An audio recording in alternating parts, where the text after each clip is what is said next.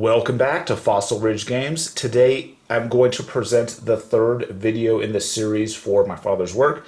We're going to focus on some of the game mechanics, but mostly dive into strategy. Next, I'm going to teach you some of the tips and tricks for how to manage this knowledge tracker on the left side of the board. This is something that, in my opinion, if you can get going at the beginning of the game, it really helps you over the course of the entire game. So I'm going to walk you through some basic strategy tips on how to maximize the use of this knowledge tracker. So for the ease of simplicity and you able to see, I went ahead and just used some of the knowledge tokens instead of the other wooden pieces because they're kind of tall and you can't see beyond them. So at the top of this, there's going to be 1, 2, or 3 pips located at the top. And what that means is that when you do the record knowledge action at the bottom of here, if you spend cubes equal to whatever's in the column, then you can advance your token to that location. So as an example, if you record knowledge and you spend one of the chemistry cubes, you can move this over and now you're in the first column. So kind of what that means is that you get a discount on this for when you perform a different experiment. So let me go ahead and just walk you through an example of that. So for this game, I'm going to say that I have an A level experiment. I'm going to go ahead and flip it over, and I would perform the experiment by spending an animal. And once this is completed, notice that I'm going to get 2 of the biology cubes. So you're going to go ahead and pull those from the tray. And then that's going to be 2 resources basically that you can use on future experiments. So I'm going to go ahead and just put those right here for the time being so you can remember it. Now let's say I have a B level card in my hand and I'm going to flip it over, and notice on this card I'm going to need an animal and I'm going to need 2 knowledge cubes to complete this experiment. So there's 2 different ways that I can look at this. One, since I have 2 knowledge cubes from the previous experiment, I could simply complete this experiment and spend these 2 cubes, and then this would go back into the supply. And in doing so, I could complete this experiment, and I would get the victory points, and then the animals and the creepy as a result of it. Or there's a different way that I can think about this. And let's say I just have these tokens right here, and this is just so you can see kind of how this works. If I wanted to, I could take one of my servants and drop them into this estate location that says record knowledge. So please note that this icon right here is going to indicate that this person is going to get creeped out from recording the knowledge, and you're going to lose it at the end of that game round. But what this is going to give you is the ability to permanently have a biology knowledge sort of in your archive in your estate. This is a great way for you to build your engine, and for subsequent actions, instead of spending these 2 knowledge cubes, you're basically banking and building one up permanently over the course of the game. So let's see how that works out. So if I go in and I record knowledge, I can take this cube and I can spend it. And if I spend it, it will move my biology marker over 1 location. So now, instead of, if I wanted to complete the same experiment, if I only need now 2 of the cubes, but I have 1 of them already permanently here, which means that I only need to spend an additional 1 cube to get this experiment off the table. So by recording knowledge, I'm adding permanent resources to my estate, and that's something that a lot of players kind of miss. So what I recommend that you do is that you record knowledge and you record it often. Now the downside to this is that you're going to lose this worker at the end of the game round, but that doesn't necessarily mean that your engine is going to be completely messed up. And the reason why is that, remember, you can go to town and you can purchase, oftentimes from the laborers union, or you can get some at the town hall, you can get additional servants back. Now, kind of the caveat behind this is that this worker is bound up until the end of the round, and then it's removed, and it's going to go back to the lost pile on the game board, which ends up right here. So then on the next round, you can rebuy this worker and it's going to go back to your quarters up here. So this worker ended up here, and then you can repeat that process over and over again. It does eat through some of your money, but here's the really great thing about this. The more of this knowledge that you build up, the better. And once you hit the second column, you start getting some additional benefits. And that's a really huge boon to you and your engine.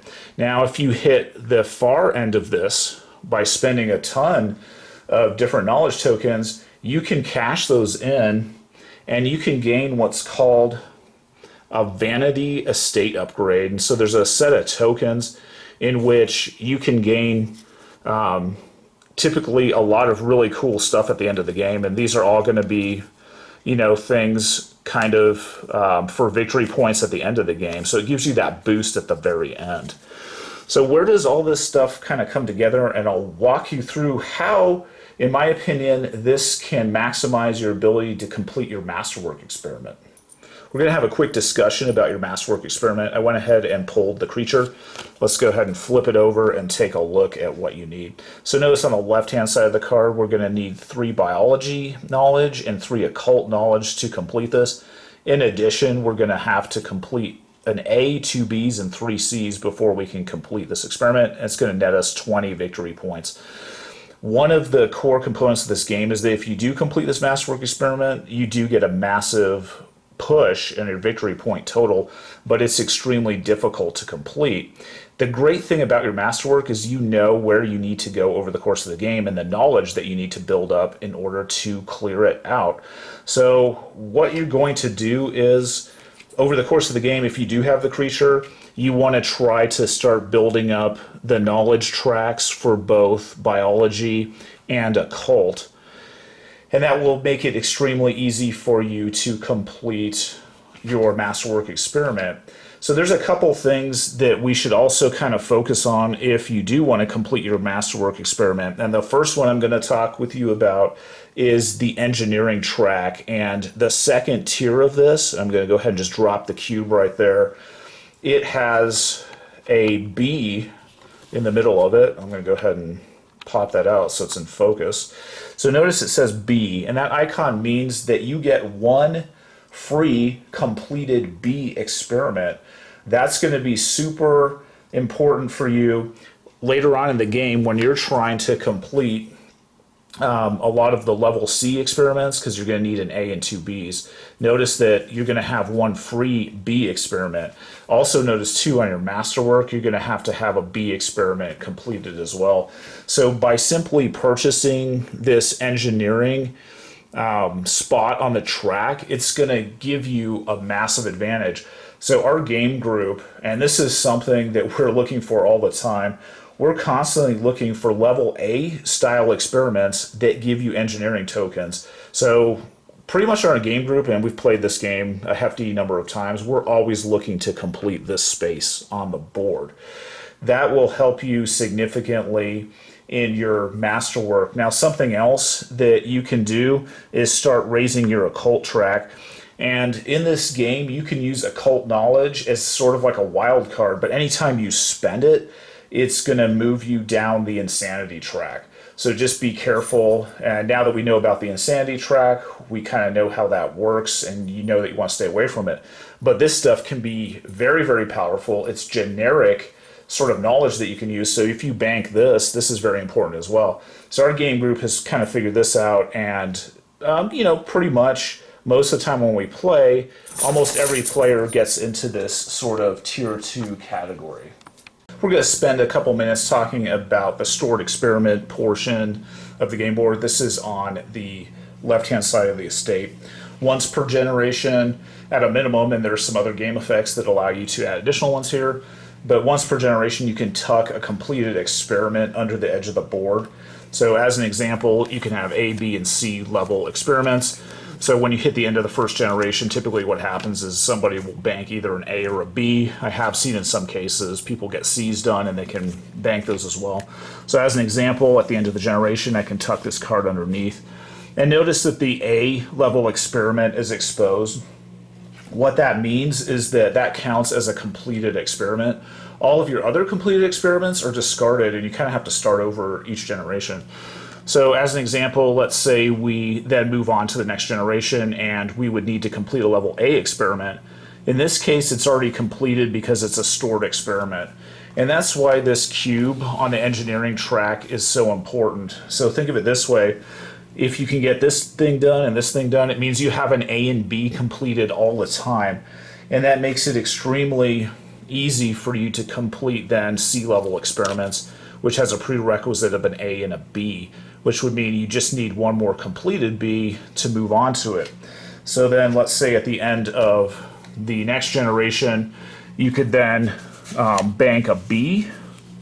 So that means you've got an A and two B's completed. You can then immediately start working on level C experiments just straight out of the gate. So be extremely mindful of what you put over here.